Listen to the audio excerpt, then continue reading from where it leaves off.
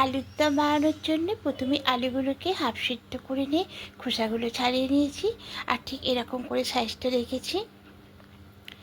এবার এর মধ্যে কিছু উপকরণ মেশাবো। সামান্য একটু গোলমরিচের পাউডার দেব, আর দেব 2 চামচ টক দই দিয়ে খুব ভালো করে মাখিয়ে নেব। এরকম করে আলুর দম বানিয়ে দেখবেন বন্ধুরা, দুর্দান্ত খেতে লাগে, আর সময় বেশি লাগে না, খুবই অল্প সময়ের মধ্যে রান্নাটা হয়ে যায়। তো এরকম করে মাখিয়ে কিছুক্ষণ রেখে দেবো। কড়াইতে আগে থেকে সরষের তেল দিয়েছিলাম, তেলটা গরম হয়ে গেছে। এবার ফোড়নে দেব গোটা গরম মশলা, দারুচিনি, এলাচ, লবঙ্গ আর একটা তেজপাতা এরকম করে ছেড়ে দিয়েছি। একটু নাড়াচাড়া করে ফোড়নটাকে ভেজে নেব। এবার এখানে দেব পেঁয়াজ পেস্ট, টমেটো পেস্ট, আদা রসুনের পেস্ট, আর দেবো গুঁড়ো মশলা, ধনিয়া গুঁড়ো, জিরে গুঁড়ো, হলুদ গুঁড়ো, লঙ্কার গুঁড়ো দিয়ে একটু নাড়াচাড়া করে নেব। এখানে সামান্য একটু জল দিয়ে এবার নাড়াচাড়া করে মশলাটাকে 2 থেকে 3 মিনিট খুব ভালো করে কষিয়ে নেব। মশলাটা খুব ভালো করে কষিয়ে নিয়েছি। এবার এখানে পরিমাণ মতো লবণটা দেব, আর স্বাদ মতো মিষ্টি দেব, দিয়ে আবারও খুব ভালো করে নাড়াচাড়া করে একটু মশলাটাকে কষিয়ে নেব।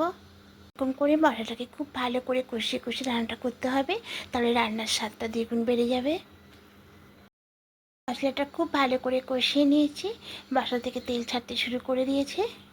এই সময়তে ম্যারিনেট করা আলুটাকে দিয়ে দেব। এবার আলুটাকে দিয়েও মশলার সঙ্গে খুব ভালো করে নাড়াচাড়া করে মিশিয়ে নেব।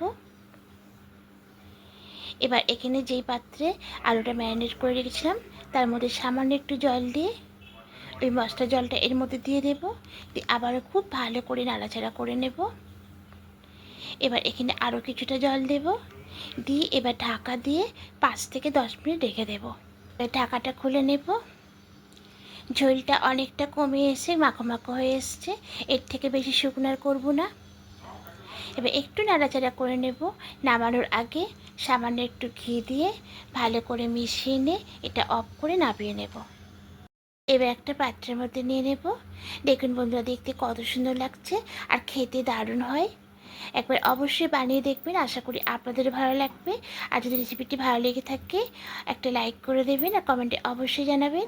আর যারা নতুন বন্ধুরা দেখছেন এখনও পর্যন্ত সাবস্ক্রাইব করেননি, যদি আমার রেসিপিগুলো আপনাদের ভালো লেগে থাকে তাহলে অনুরোধ করব সাবস্ক্রাইব করার পাশে থাকার জন্য।